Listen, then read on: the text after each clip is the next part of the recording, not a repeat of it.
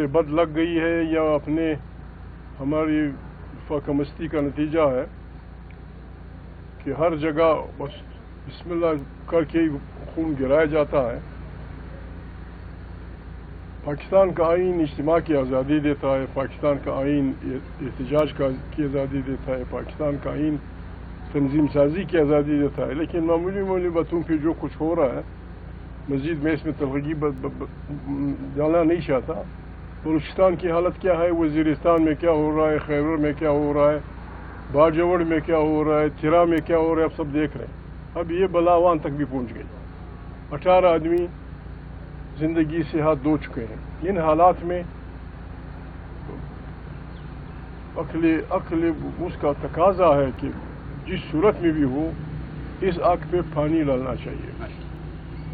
حکومت اور کمیٹی کے درمیان اتنی تلخی بڑھ گئی ہے کہ وہ ایک دوسرے سے بات نہیں کر سکتے، نہ ایک دوسرے پہ بھروسہ کرتے ہیں، نہ ایک دوسرے سے بات کر سکتے ہیں.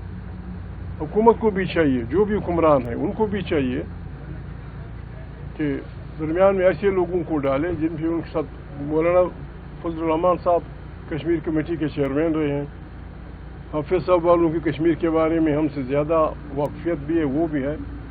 کسی کو ہر صورت اس میں پڑھنا پڑے گا. ہمارے دوست لبیک والوں کو بھی مارو گے، بلوچوں کو بھی مارو گے، پشتونوں کو بھی مارو گے، پتہ نہیں کیا خون کا انہیں وہ لگ گیا ہے. پھر سب کی مہربانی آئے تھے، ہم سے جو ہو سکا، جو ہم سے کوئی امداد ہو سکی، جو ہم سے کوئی کوآپریشن ہو سکی ہم آپ کو بھی دیں گے، ہر اس آدمی کو دیں گے جو اس کار خیر میں آگے بڑھے گا. ماشاءاللہ. ویسے ہماری خواہش تھی کہ ہم جائیں، وہ انگریزی میں کہتے ہیں فرام ہارسز ماؤتھ، کمیٹی والوں سے سنیں کہ قصہ کیا ہے. میں نے حافظ بھائی سے پہلا سوال یہ کیا تھا، میں نے کہا یہ حالت یہاں تک پہنچی کیوں؟ کشمیر جیسے لوگ، باقی لوگ اگر بدنام تھے کہ یار بندوق کے دنی ہیں اور دہشت گرد ہیں اور مارنے والے لوگ، کشمیری تو بڑے شریف لوگ تھے، وہ اس حد تک کیوں پہنچے کہ آپ کو انہیں یا ان کو آپ کے خلاف سخت چیل دینا پڑا؟ بل خدا کرے، خدا اس ملک پہ رحم کرے. رحم کے لیے بھی ایک خاص ماحول ہو چاہیے.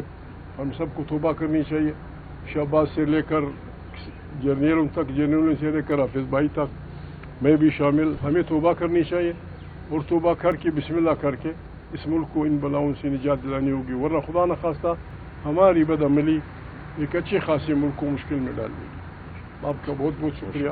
بڑی مہربانی.